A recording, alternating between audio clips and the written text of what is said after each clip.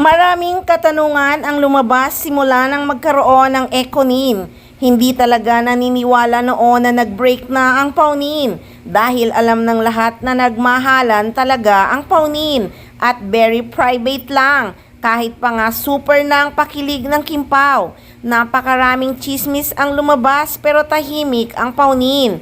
Pero simula nang lumabas ang Econin, saka lang naliwanagan ng lahat na wala na talaga ang Paunin. Pero sa tanong, ano ang dahilan? Maraming nagsasabi na nagising na nga si Janine Gutierrez dahil sa mga pakilig ng Kim Pao. Kumbaga nasaktan na ang Asia's rising star. Kaya nakipag-break na. Ganyan kasi si Janine, pag may nakitang panloloko na, goodbye na. Pero sabi nga ng isang fans, ang reason ng paghihiwalay ng Paunin ay dahil di seryoso si Paolo kay Janine. Ginamit lang niya ito dahil sa pinoproduce niyang movie nila together na ngayon kaya. Dahil dito nahulog ang loob ni Janine sa kanya na akala ni Janine ay mahal siya. Pero hindi pala. Masakit, dininay pa siya. Dahil nakakita na nga ng liwanag si Nini, kaya nakipag-break na siya kay Paolo. And now, masaya na at nakapag-move on na siya. Just like na typical na couples, they are not meant for each other.